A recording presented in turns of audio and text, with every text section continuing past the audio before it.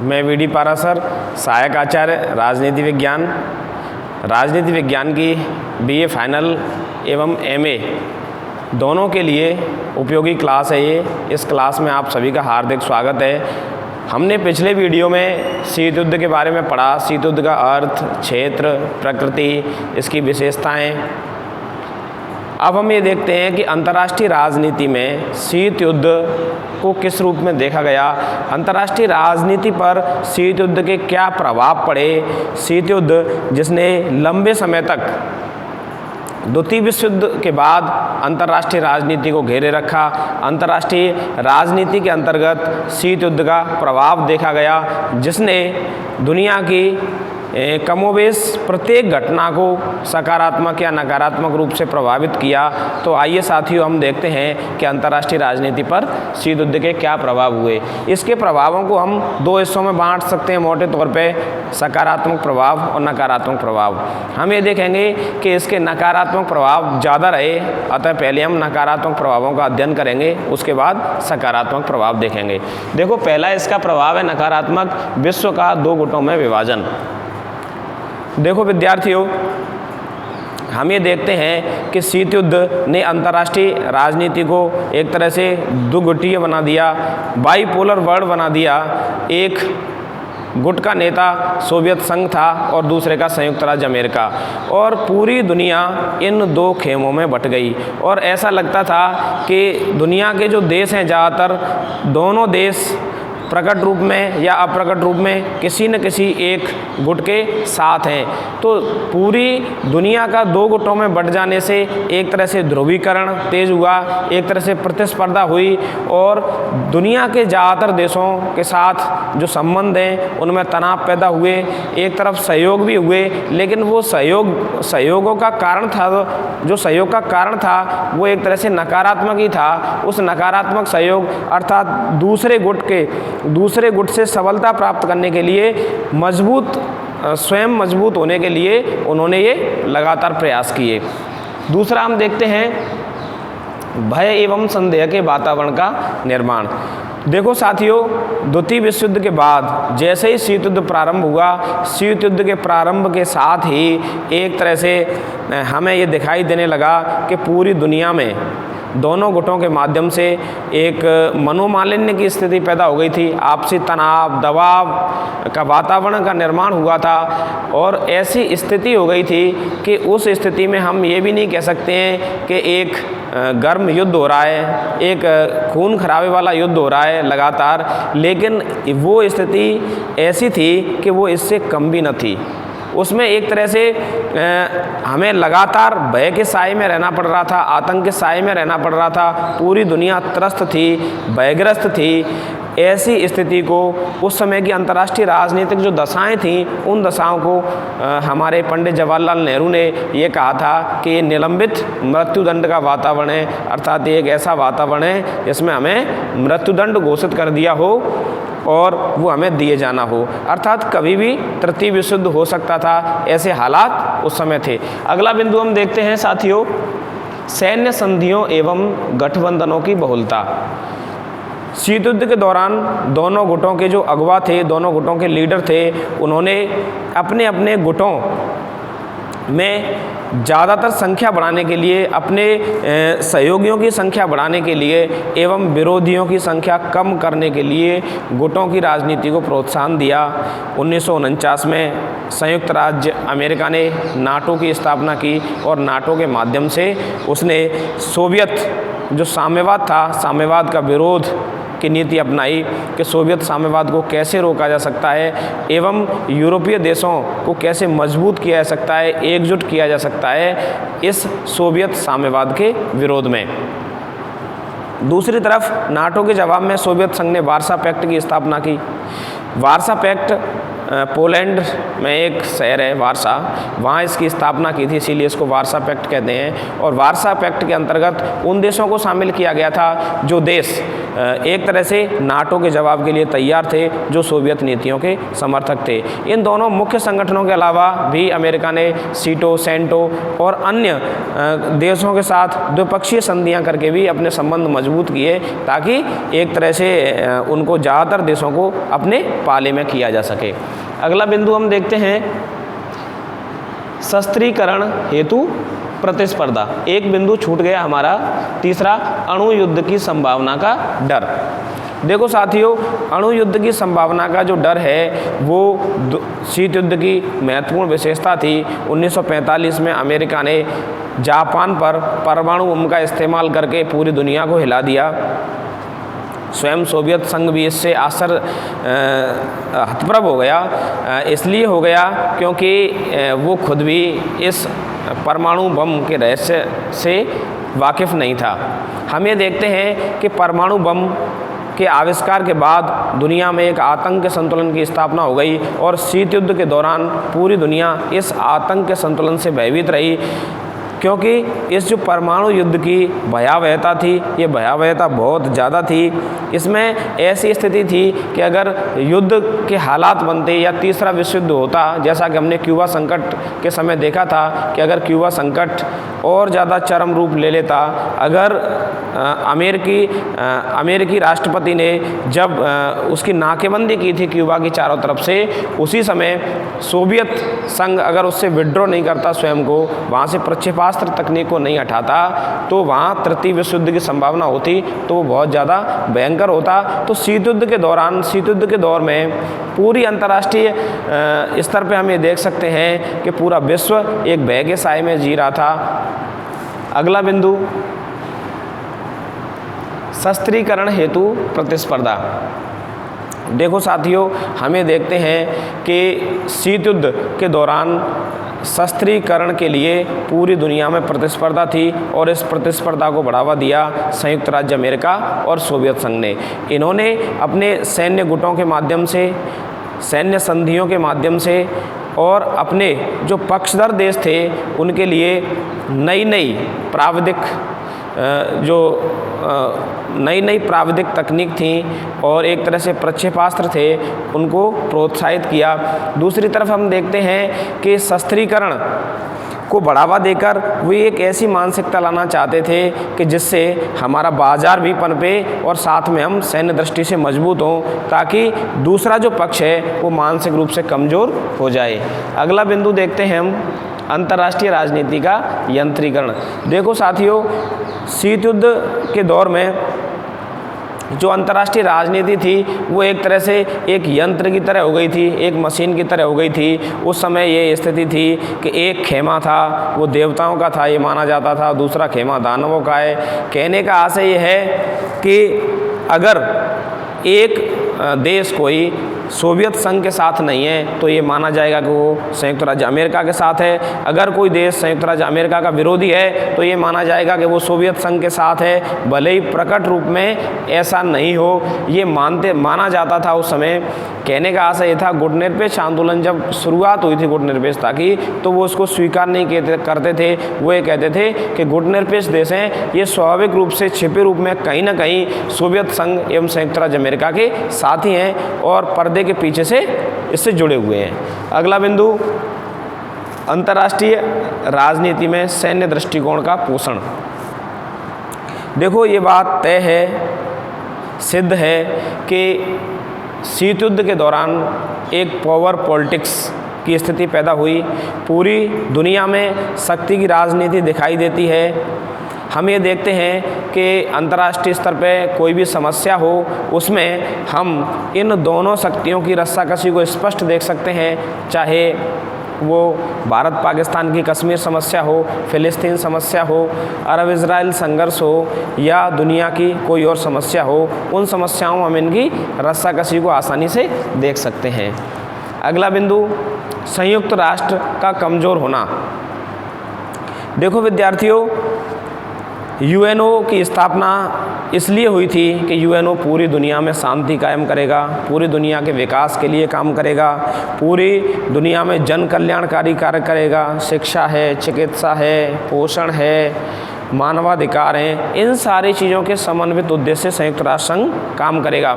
लेकिन ये देखा गया कि संयुक्त राष्ट्र संघ की जो कार्यशैली थी, उस कार्यशैली में इन गुटीय राजनीति से एक तरह से तनाव की स्थिति पैदा हुई, क्योंकि दोनों गुट थे, दोनों के पास वीटो की पावर थी। कहीं ऐसी स्थिति आती तो एक राष्ट्र दूसरे राष्ट्र के कार्यक्रम पर वीटो कर देता, चाहे विश्व में शांति स्थापना का सवाल हो, चाहे कोई ज़्यादा बेहतर अन्य कार्य हो। अगला देखते हैं सुरक्षा परिषद की भूमिका में कमी। साथियों, सुरक्षा परिषद का मुख्य काम, एक तरह से इसको दुनिया का पुलिसमैन कहा जाता है, इसका मुख्य काम दुनिया में शांति स्थापना करना होता है।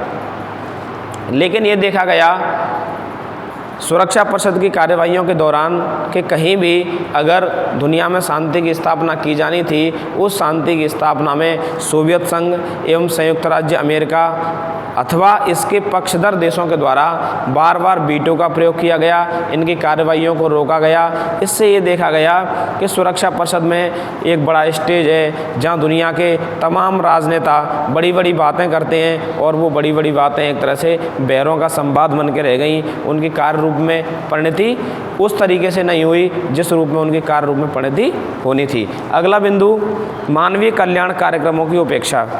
देखो साथियों,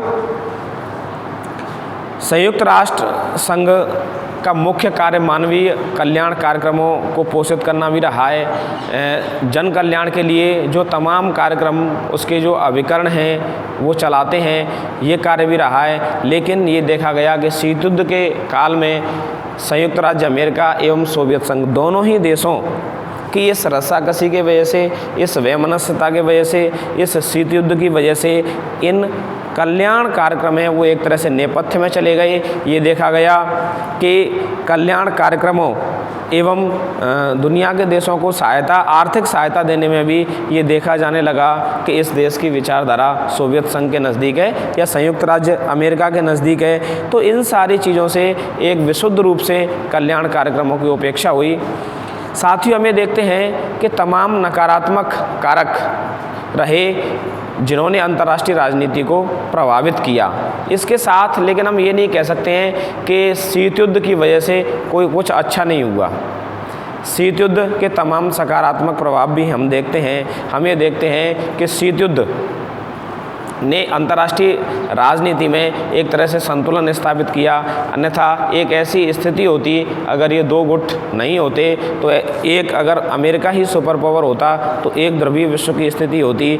वो शुरुआत में अगर होती तो वो ज़्यादा खतरनाक साबित हो सकती थी। देखो, हम इसके प्रभावों को देखते हैं। गुट निरपेक्षता को प्रोत्साहन।